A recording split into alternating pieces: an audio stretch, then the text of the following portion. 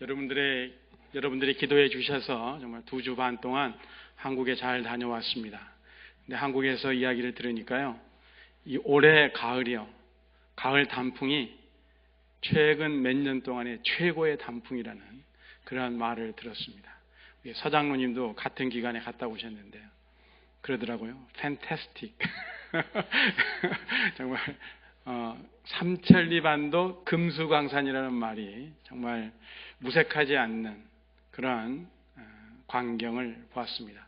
제가 근 10년 만에 한국을 방문을 했는데 첫 번째 받은 인상은 한국이 많이 깨끗해졌다라는 그런 인상이었습니다. 그래서 정말 곳곳에서 깨끗함을 유지하기 위해서 애쓰는 손길들을 자주 볼 수가 있었습니다.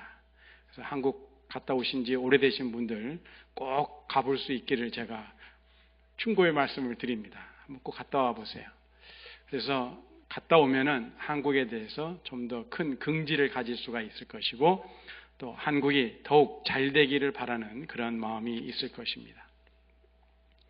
정말 옛날하고는 비교가 안 될 정도로 또 서울과 또 지방이 큰 격차 없이 그렇게 어딜 가나 같은 생활 수준의 모습들을 볼 수가 있었는데요. 우리가 이제 미국에 살면서 매스컴을 통해서 한국의 어두운 소식, 또 참 우리의 마음을 슬프게 하는 그런 소식들을 많이 듣게 되는데, 그건 매스컴의 특성상 그럴 수밖에 없어요.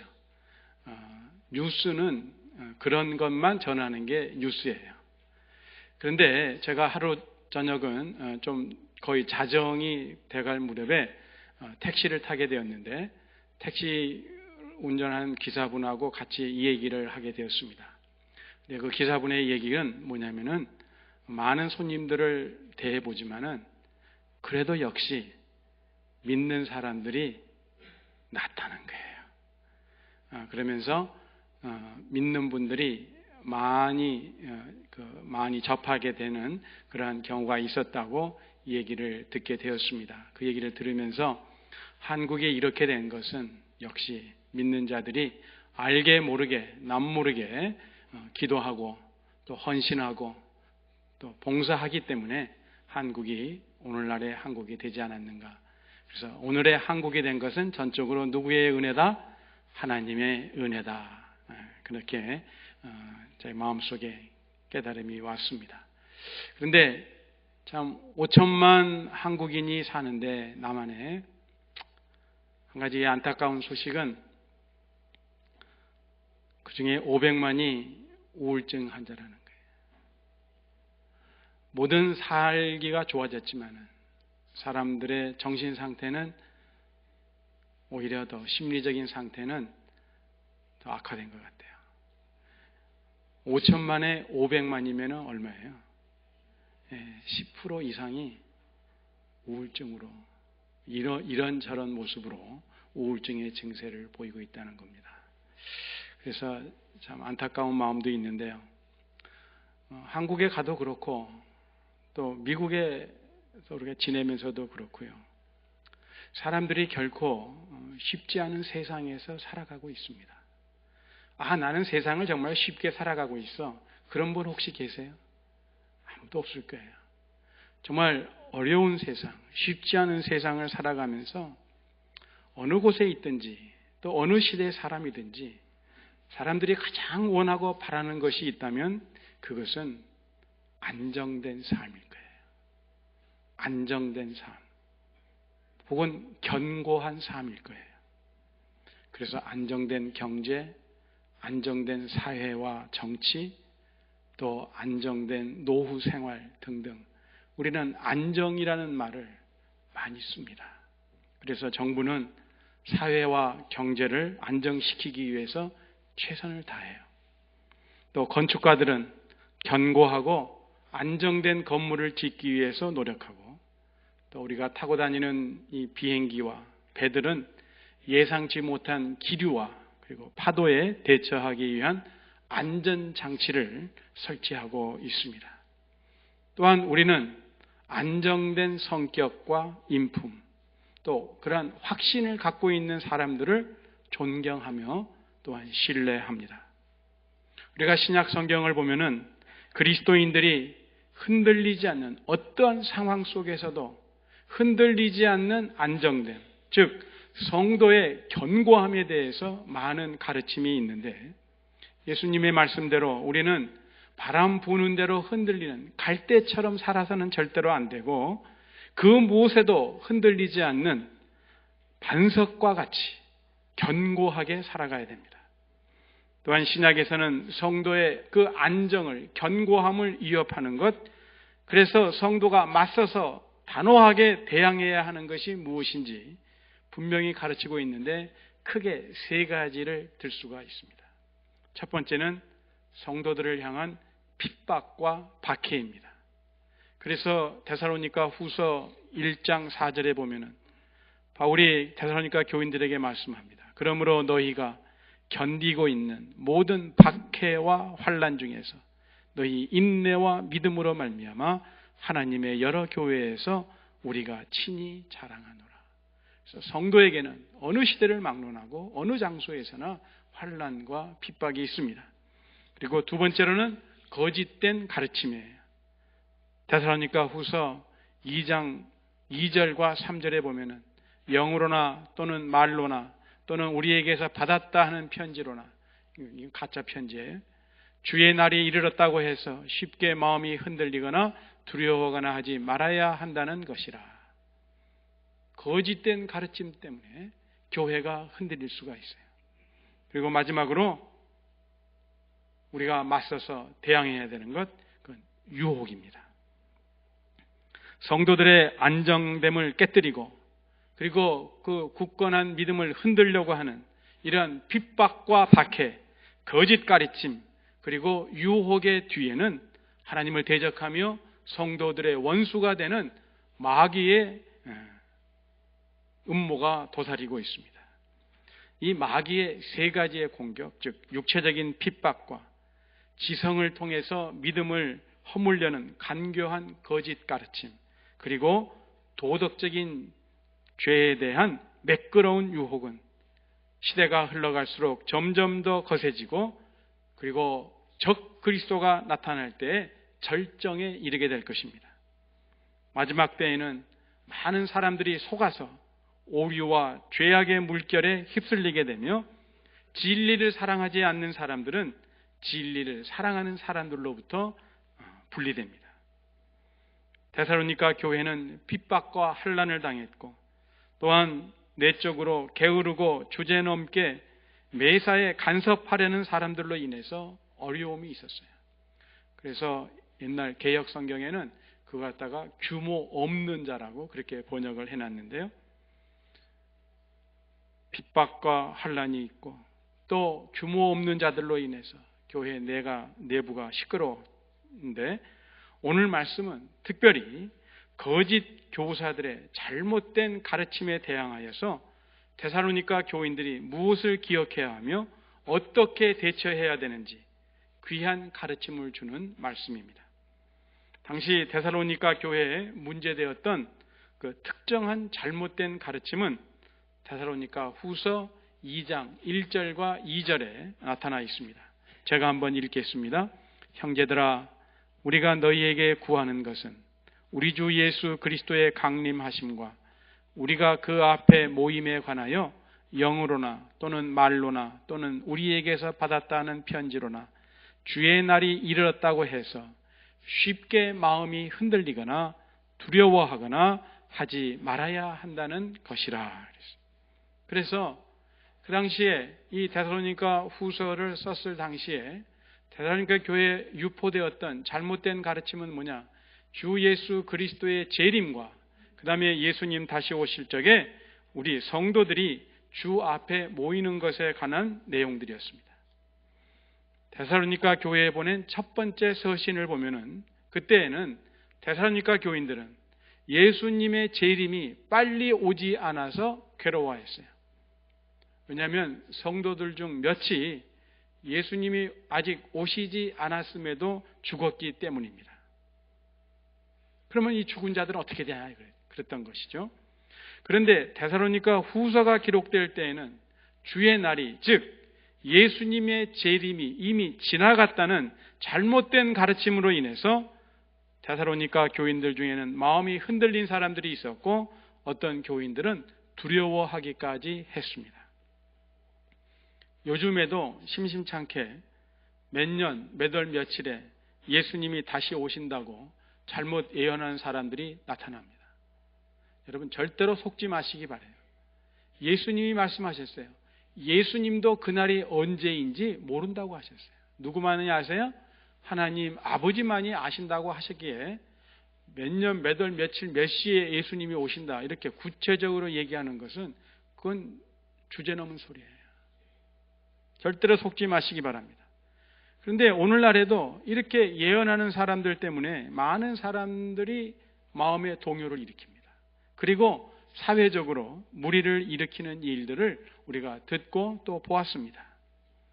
잘못된 가르침으로 인해서 마음이 흔들리고 두려워하는 사람들에게 바울은 오늘 분명히 가르칩니다. 데살로니가 후서 2장 3절과 4절을 제가 한번 읽겠습니다. 누가 어떻게 하여도 너희가 미혹되지 말라. 먼저 배교하는 일이 있고 저 불법의 사람 곧 멸망의 아들이 나타나기 전에는 그날이 이르지 아니하리니. 즉 예수 그리스도의 재림이 있기 전에 먼저 배교하는 일이 있다는 거예요. 그리고 불법의 사람 곧 멸망의 아들이 나타난 후에야 예수님께서 다시 오신다는 것이죠. 4절 그는 대적하는 자라 신이라고 불리는 모든 것과 숭배함을 받는 것에 대항하여 그 위에 자기를 높이고 하나님의 성전에 앉아 자기를 하나님이라고 내세우느니라. 그래서 세계 곳곳에 있는 많은 사람들이 숭배하는 모든 신들보다도 또 우리 성도들이 섬기는 하나님보다도 자기가 더 높다. 그래서 내가 하나님이다 라고 그런 자가 반드시 나타난다는 거예요.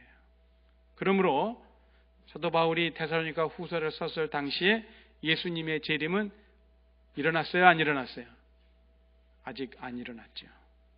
그러면 예수님 다시 오실 때까지 성도들은 어떻게 해야 되는가?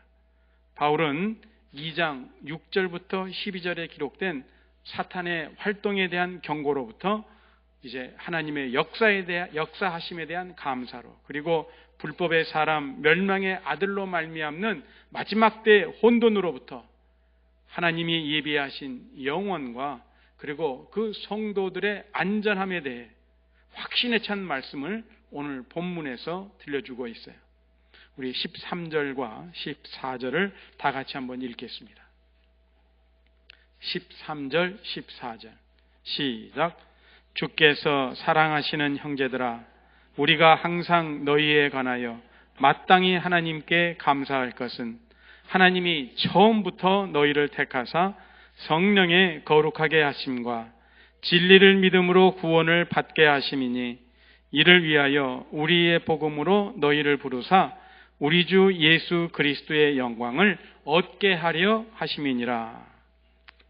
바울은 현재 데살로니가 교인들이 받고 있는 핍박과 그리고 예수님이 다시 오시기 전에 임할 그 환난이 있다는 것을 알고도 전혀 두려워하지 않고 오히려 하나님께 대한 확신으로 가득 차서 하나님께 마땅히 감사를 드린다고 하고 있어요. 비록 데살로니가 교인들이 어려운 상황에 놓여 있는 것은 사실이지만 바울은 그들이 결코 흔들리지 아니하고 견고함 가운데 있을 것이라고 확신하고 있어요. 왜냐하면 그것은 전적으로 데살로니가 성도들을 향한 하나님의 목적이 견고하기 때문에 그렇다는 겁니다. 우리도 세상 살아가면서 그래요. 옆에 있는 사람이요 자꾸 불안해하고 말을 이랬다 저랬다 하면요 어때요? 내 마음이 나도 불안해지고 나도 모르게 짜증이 일어납니다. 반면에 내 옆에 있는 사람이 흔들리지 않고요 계속해서 묵묵하게 딱 견고하게 버티고 있으면 어때요? 아무 일도 안 일어날 것 같아요. 나도 마음이 든든해요. 비록 데살로니가 교회 성도들이 두려워하고 마음이 요동하지만은 그들을 향한 하나님의 뜻, 목적과 하나님의 마음이 어떻다는 거예요? 견고하기 때문에, 하나님이 견고하시기 때문에 너희들은 견고할 것이라고 사도 바울이 확신하는 겁니다. 그렇습니다. 오늘날 우리도요, 어떠한 상황에서도 요동하지 않고 안정을 유지하고 견고할 수 있음은 우리를 택하시고 부르신 그 하나님이 확고부동하시기 때문에 그렇습니다. 하나님의 뜻은요, 아침 저녁으로 변하지 않아요. 그리고 하나님은 뭐 일이 생겼다고, 큰 일이 생겼다고 요동하시는 분이 결코 아닙니다. 하나님의 뜻은 견고하고 하나님은 흔들림이 없는 분이시기 때문에 우리도 흔들릴 필요가 없어요. 하나님으로부터 택함을 받은 우리 안에 성령님이 거하시는데 그 성령님은 우리가 거룩한 삶을 살도록 인도하십니다. 그리고 우리가 진리를 믿는 것을 통해 하나님은 우리를 구원으로 인도하셨는데요. 하나님은 거룩하게 된 우리를 그리스도의 영광을 얻게 하시려고 부르셨어요. 그런데 하나님이 우리를 부르실 적에 그 부르심의 수단이 뭐냐? 오늘 보니까 복음이라는 거예요. 복음을 통해서 하나님은 우리를 부르셨고 우리는 그 복음을 듣고 믿음으로 그 복음에 반응했어요. 그러므로 누구든지 구원을 얻기 위해서는 복음을 듣는 것이 반드시 필요합니다. 그러면 복음이 뭐예요? 어떤 사람은 굿뉴스라 그러는데 그것은 복음을 영어로 번역한 것뿐이에요. 복음의 내용이 뭐냐 이거예요.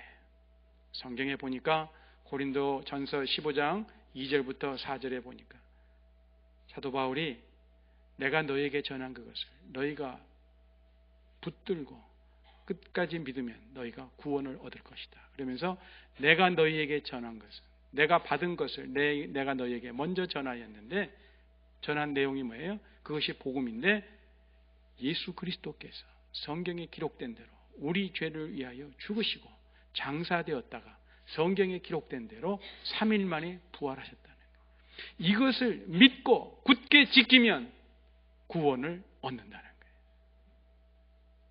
어려워요?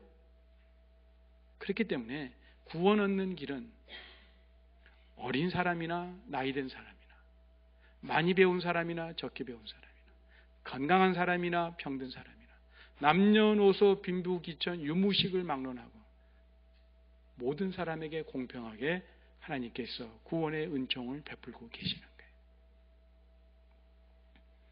하나님이 우리를 부르신 목적은 부활하신 예수님, 영원히 썩지 않는 영광 가운데 계시는 그 예수님이 누리는 영광을 우리들도 누리게 하기 위함인데 예수님이 구름 타고 다시 이 땅에 오실 때 우리는 그 영광을 누리게 될 것이고 반면에 진리를 사랑하지 않는 자들, 불신자들은 그 영광과는 영원토록 아무 상관이 없게 됩니다.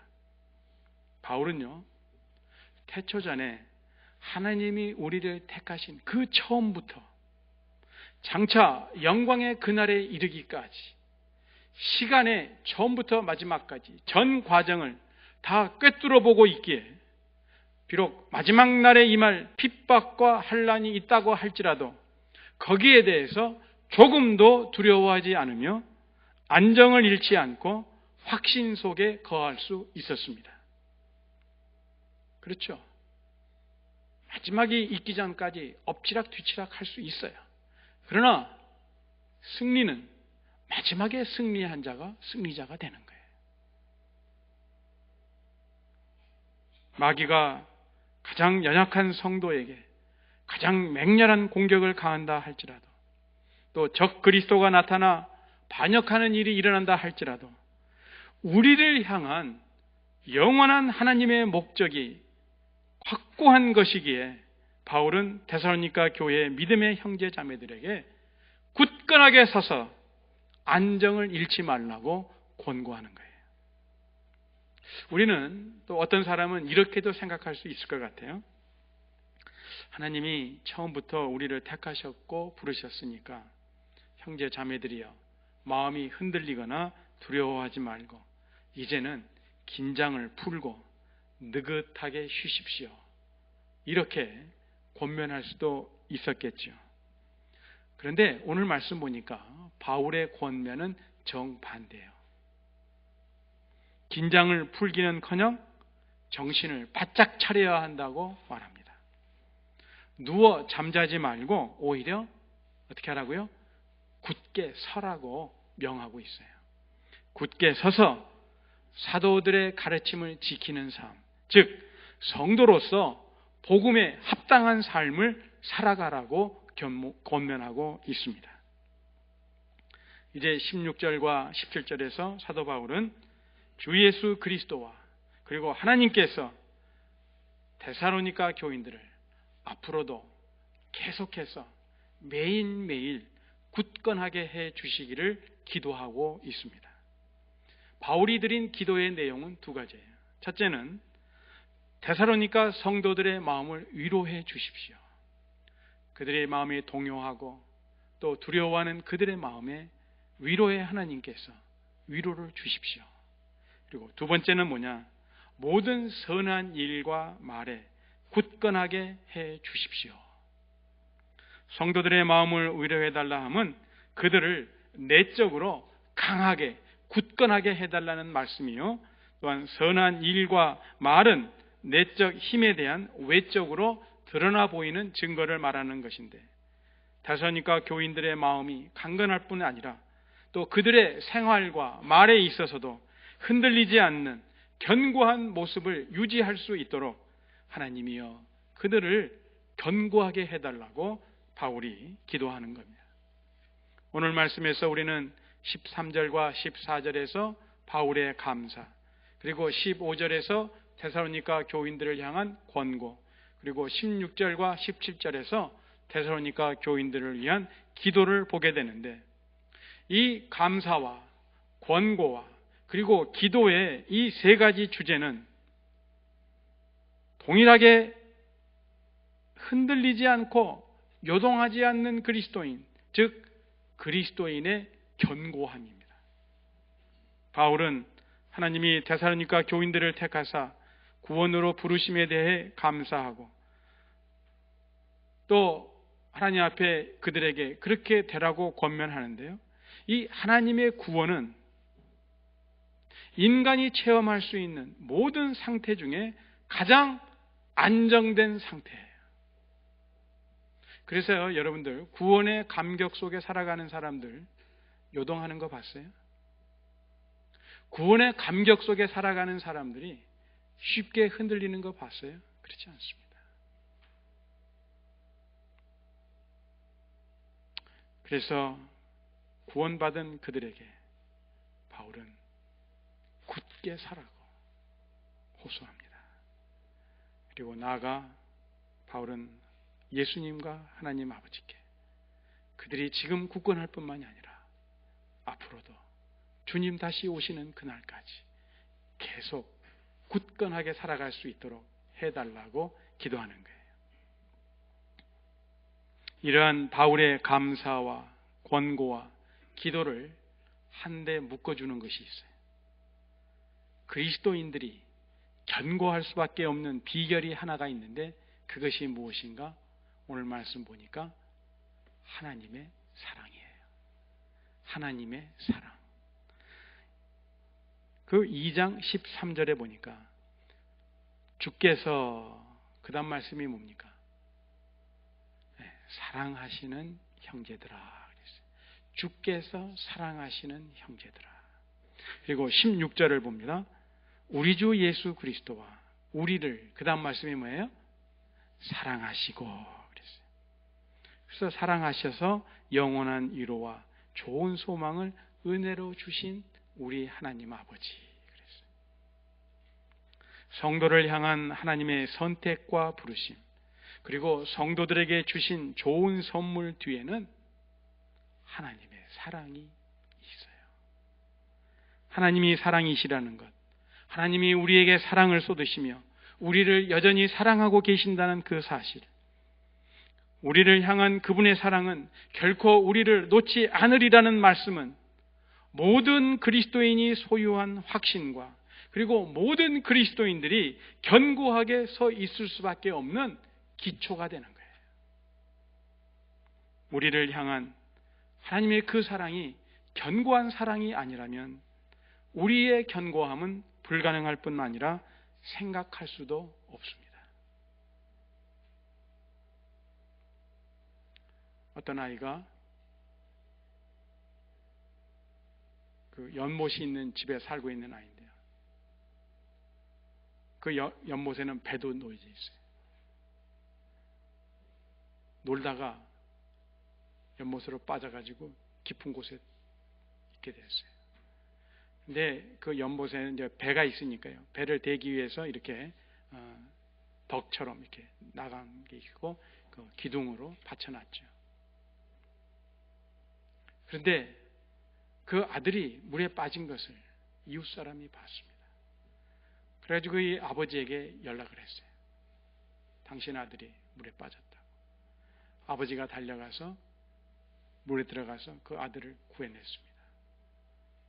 그 아들을 향해서, 구원한 아들을 향해서 아버지가 묻습니다. 무섭지 않았니? 아이의 말이 아니요. 어떻게 안 무서웠니? 아버지가 올 줄 알았어요.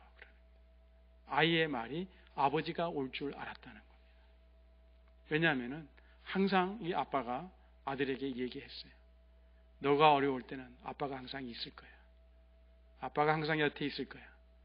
그 말을 들었기에 이 아이는 비록 그 죽음의 문턱에 다다랐지만 그 덕 세우는 그 기둥을 붙잡고 아빠가 올 때까지 기다렸다는 거예요.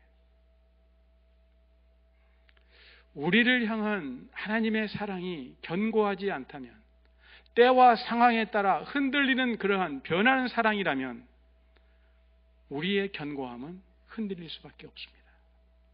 그러나 우리를 향한 아버지의 그 사랑은 변함이 없는 사랑이기에, 흔들리지 않는 사랑이기에 우리의 견고함은 불가능할 뿐 아니라 생각할 수도 없는 거예요. 2013년 감사의 계절에 우리 모두는 그 하나님의 사랑을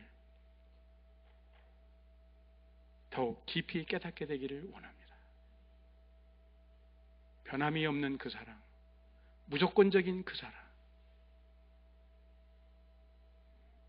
마지막 때를 살아가며 믿는 자들이 겪는 환난과 핍박 가운데서도 요동하지 않으며 험난한 세파 가운데서도 두려워하지 않으며 우리 모두가 굳건하게 서서 말씀을 지켜나가는 견고한 삶을 살아갈 수 있는 그 비결은, 그 길은 오직 변함없는 하나님의 사랑을 느끼며 깨닫고 체험하며 살아가는 삶입니다.